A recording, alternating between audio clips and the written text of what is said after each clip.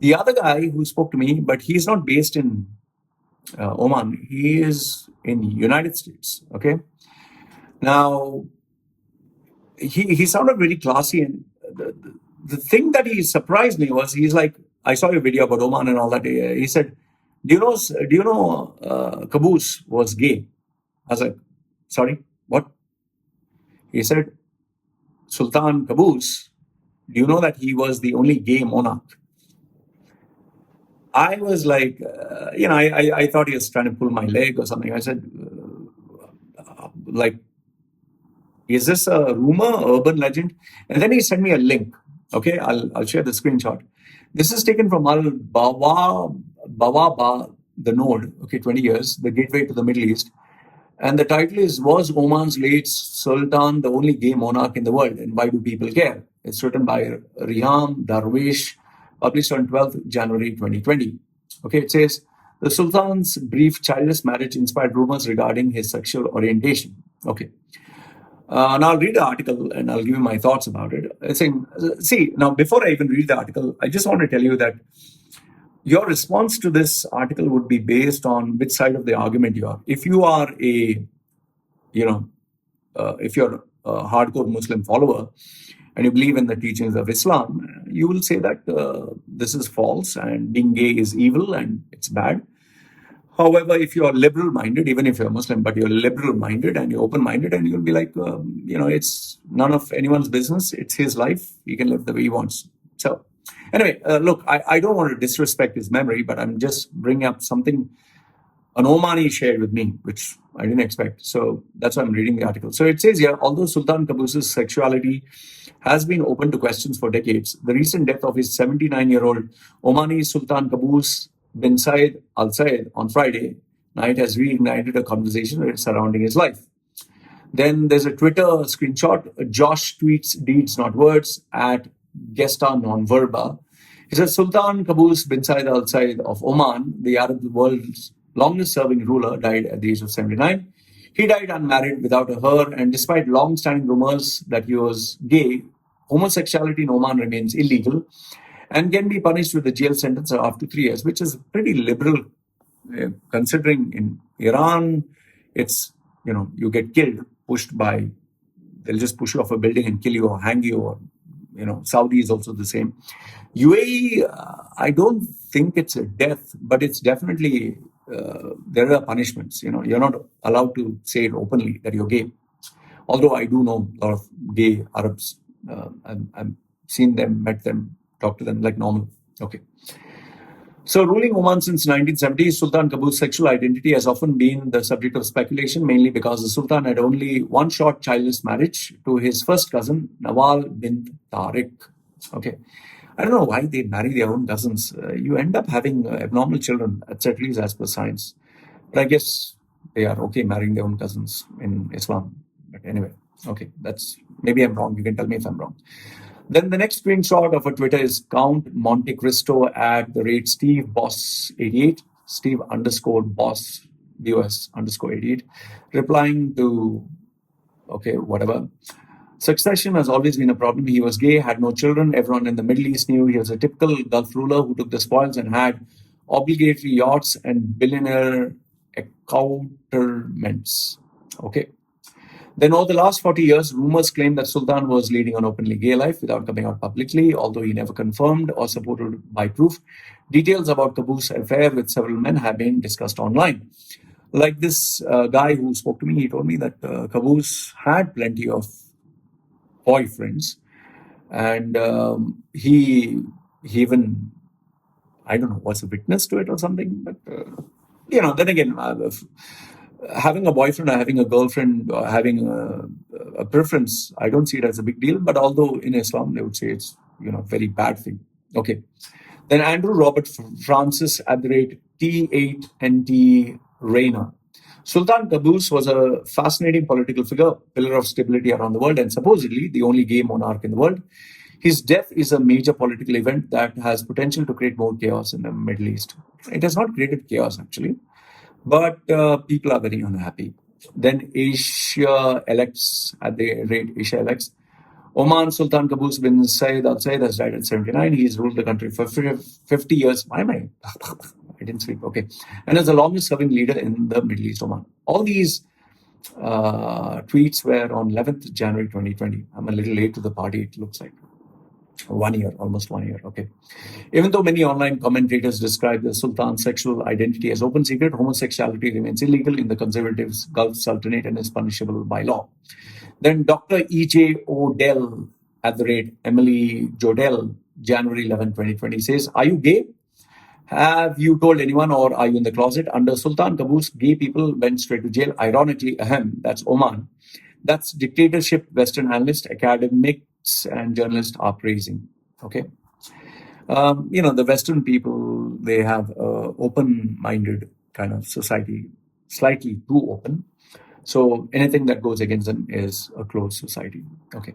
Then he says, on the other hand, several Twitter users explained the existing Omani laws against the LGBTQ community have been rarely applied, clarifying that their experiences in Oman showed in a fairly progressively and tolerant country. Then Clifford Brazier, sounds like a brazier, okay, replying to Emily Jodell, that was not my experience while in Oman, a relatively tolerant and progressive country in the region.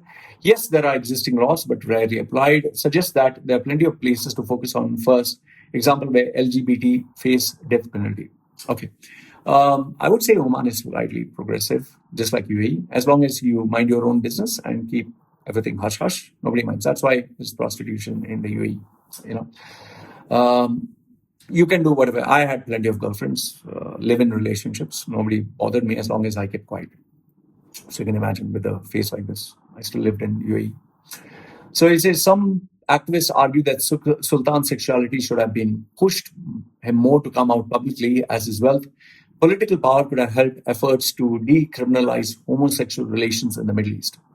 Then Mona El Tahawi, January 12th, says, then I saw this orbit H/T, the sailor girl, and pondered what we should do with people in power who are known to be gay and never come out, whose power and wealth protect them from horrendous homophobia and violence that so many in the region are subject to. Well, of course, if you have the money, nobody can touch you if you have the money and wealth. I know so many Arab Emiratis, Arab men from Saudi, when they are in the country, they'll say Allah and they'll pray and show holy. But the minute they come to these Asian countries like Philippines, Thailand, Cambodia, they'll just throw out their kandura and they'll be busy humping everything that has a hole, whether boy or girl or it, or they go crazy because they're so sexually frustrated. They just want to relax. In fact, this might surprise you, but I've actually seen Saudi guys with tattoos on their body, hidden, not openly. And they take 2, 3, 4 girls at the same time. So, and some of them are really aggressive. I spoke to a couple of prostitutes. They were talking like normal. And they say, why is it these Arab men always want only anal sex? They don't want normal sex. So I was like, I guess they like something very tight. Don't like loose, So anyway, but yes, Arabs love anal sex. Most of the Arabs, they love rough anal sex. And there are some Arabs who are very particular about having virgin girls. Like they're very particular that the girl should bleed at the first time that they have sex. And if that is the case, they feel that's good. They feel like men, I don't know. I could never understand that bit. And they pay a lot of money, big money, if they get a virgin. There's a fascination for that, I guess. Anyway, so then Mona El Tahawi says Sultan Qaboos, along with serving Arab. Okay, that's the same thing. Okay, she put a link there. qnewscom.au. Okay. Then graduating from the Royal Military Academy Sandhurst in 1962, Qaboos joined the British Army and served as Germany for 1 year. Upon return to Oman, he led a British-backed successful coup against his father, citing plans to modernize the country using its oil revenue. In 1970, Qaboos's father, Said bin Timur, was sent to exile in England, where he died a few years later. Oh, very bad. He didn't like his father very much. Okay. So what do I think? Well, personally speaking, I don't think it's a big deal if you're gay or you're straight or whatever. But I guess in the Muslim world, this is a big deal. And yeah, if you look at it that way, that most of the rulers were straight and this guy was not. He was gay and he didn't deny those rumors and he didn't have a wife. So I guess chances of him being gay. And that is why maybe he sought peace between Israel and everyone else. He tried to be nice.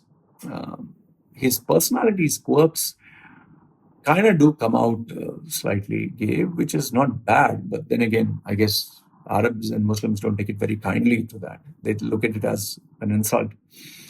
I am aware of a lot of Arab sheikhs who are hardcore into young underage, whether it's underage boys or girls, whether it's for my own safety, I will not take out the name, but I know the person who is to work in the minister's office is to supply. They literally used to have an airplane filled with girls from Turkey, Pakistan, India. I mean, young girls who are supposed to be virgins. And they will have sex like mad, and then bye-bye. And each girl, they used to pay them big amount of money. And sometimes they used to go for these holidays to these countries where they would get whatever they wanted. It's like Jeffrey Epstein, which people make such a big deal about.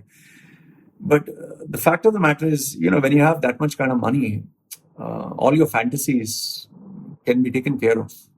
What do you think? Forget rich people. What do you think in third world countries or even poor countries, like Africa, Vietnam, Cambodia, even Mexico and all that, where these rich people, they go and catch small children, and which is sad, but this is what it is. In fact, some of them even go for 80-year-old, they go for foursome, threesome, sexual orgies, they go crazy. I guess that is part of the human DNA. But maybe because we don't talk about it openly, that people think, oh, it's big news and all that. Otherwise, I live in Thailand. If you go to Pattaya, especially Walking Street, I mean, now it's closed down. Otherwise, just Google search, check on YouTube. It's like Las Vegas, it's like Amsterdam. Every second nightclub, every second there's a go-go bar. You will see, like in some countries, Vietnam, you'll see. Like I remember my friend actually showed me this. There are girls sitting 10 girls here, slightly up 10 girls, slightly up 10 girls, slightly up, like a staircase. You choose which girl you want. Okay, I want this, you want this. And some of them even have their rates, they are put there. In fact, this is not uncommon. You go to Google and just check, call girls or sexual services. You get profiles like how you get Facebook profiles, you get like Tinder profiles, you get the girl's name, and there she puts her profile, height, size of her breast, her body. Some of them even show naked photographs, some of them show videos. And then they put what all they're ready to do, anal sex, do some threesome, suck, swallow, spit. Even some of them even mention, don't mind shit eating shit's cat, this, that. I've seen it with my own eyes, although I can't show it to you here. So what I'm telling you is, why are we acting like it's something, oh, wow. In fact, on YouTube, this is still there, a Brazilian girl who is speaking about a Emirati guy. He asked her, she's a beautiful girl, very beautiful. You can Google search there. I don't want to put the link for obvious reasons. She has said that she's ready to have sex with this guy's 13-year-old brother. She will help him deflower or whatever, 13-year-old boy. And she's being offered 100,000 dirhams or something. I even have seen videos where American girls, college students, they are being paid almost $1 million if they are ready to, for I think 1 week or 2 weeks, go and anything goes. You can shit, piss, urinate, animals, whatever you want. Think of the most horrific things they are ready to do for a few days so that their whole life is taken care of. This is so common. That is why these so-called Instagram influencers, models, escorts, it is still going on. It's still going on. And because I'm in UAE, I speak to so many of them. When they go in these yachts and all this, these kind of sexual parties are so common there, so common. This is the reality there. So I don't know why we are making a big deal about it.